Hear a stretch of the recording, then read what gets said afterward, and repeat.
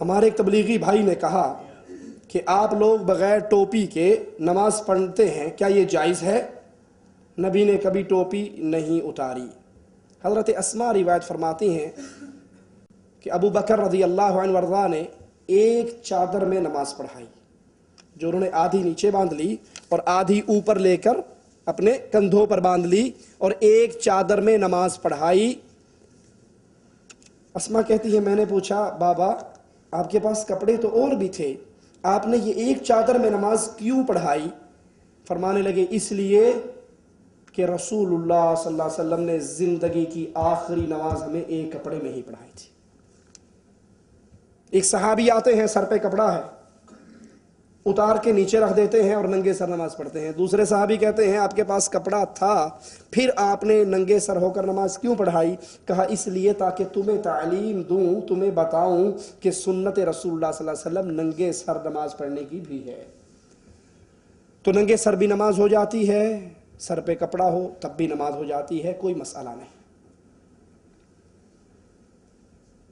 ہاں مسئلہ یہ ہے، اللہ کے نبی صلی اللہ علیہ وسلم کی حدیث سامنے رکھیے جو بات کو کھول دیتی ہے۔ آپ نے فرمایا جس کے کندھے ننگے ہوں اس کی نماز، جس کے کندھے ننگے ہوں اس کی نماز۔ اگر سر ڈھانپنا نماز کی شرط ہوتی تو نبی کو یہ فرمانا چاہیے تھا نا جس کا سر ننگا ہو اس کی نماز۔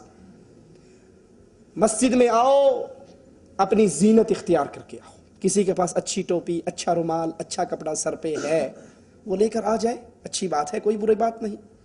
لیکن اگر کسی نے اپنے سر پہ نہیں لیا تب بھی وہ کھجور کے تنکوں کا بنا ہوا چھکو سمجھتے ہیں جو اونٹ کے منہ پہ چڑھایا جاتا ہے کسی کو کاٹ نہ لے، وہ مسجد کے دروازے پر ہی پڑا ہوتا ہے، اندر داخل ہوتے اٹھایا سر پہ رکھا، اللہ اکبر، نماز پڑھ کے واپس آئے، جب جوتی پہنی یاد آیا کہ چھکو تو لایا ہی نہیں سی، وہ تو سر پہ ہی ہے، اتار کے وہیں سے اٹھا کے پھینک دیا۔ کرتے ہیں یا نہیں کرتے؟ اب کچھ ترقی ہو گئی ہے تو اب وہ کھجور کے تنکوں کی بجائے پلاسٹک کے چھکو آ گئے ہیں۔ چائنا نے ترقی کر لی نا، ہر چیز بنا رہا ہے مسلمانوں کی، تو اس نے یہ بھی بنا دی۔ اب سوچئے قرآن کہتا ہے مسجد میں آؤ تو زینت اختیار کرو۔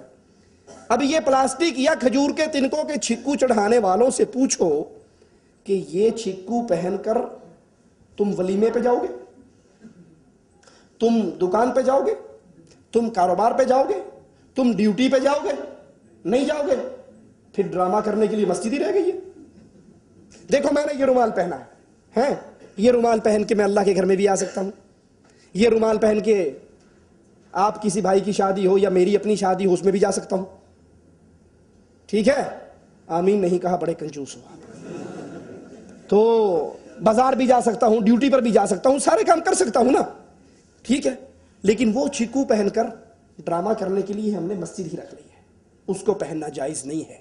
نمبر 2، جن بھائیوں کو اعتراض ہوتا ہے ننگے سر کا، پاکستان میں کسی مسجد میں چلے جاؤ اور ننگے سر جا کے آپ اللہ اکبر، تو ساتھ بیٹھا ہوگا نا بے ایمان وابی گستاخ ننگے سر آ گیا، ان سے پوچھو کیا ہوا؟ اور ننگا سر کرنا توہین ہے۔ ان سے پوچھو حج میں آ کر سارے ننگا سر نہیں کرتے، ٹینڈ بھی کروا لیتے ہیں، یا سارے توہین کرتے ہیں؟ پھر ایک سوال۔ دوسرا سوال کہ تمہارے مذہب میں ننگا سر کرنا توہین نہیں، کرامت ہونی چاہیے۔ ہمیں نہیں یہ الٹی گنگا سمجھ آتی، کوئی سر ننگا کرے تو ہم کیا فتویٰ لگاتے ہیں؟ گستاخ، بے ادب، توہین کر رہا ہے۔ اور اگر سر سے لے کے، مجھے معاف کر دینا کڑوی بات ہے لیکن ہضم کرنا، سر سے لے کے پاؤں تک سارا کچھ اتار دے، فرنٹ اور بیک بالکل اوپن کر دے، اس کے بارے میں کیا کہتے ہیں؟ حضرت بابا جی ہمارے گھر میں اولاد ہوگی، اس کے سامنے رکوع کرتے ہیں اور پوچھتے ہیں بابا ہمارے گھر میں اولاد ہوگی، کوئی پوچھے بھائی یہ تو ننگا ہے، کہا آپ کو کیا پتا، ہماری معرفت کی آنکھ سے دیکھو یہ مجذوب ہے، ولی اللہ ہے، پہنچی ہوئی سرکار ہے۔ ننگا سر کرنا گستاخی ہے تو پورا جسم ننگا کرنا بڑی گستاخی ہوگی۔ اور اگر تمہارے ہاں ننگے ولی بن جاتے ہیں تو ٹنڈ کروانے والا، ننگا کرنے والا کوئی 5% تو ولی بیچارہ اس کو بھی مان لو۔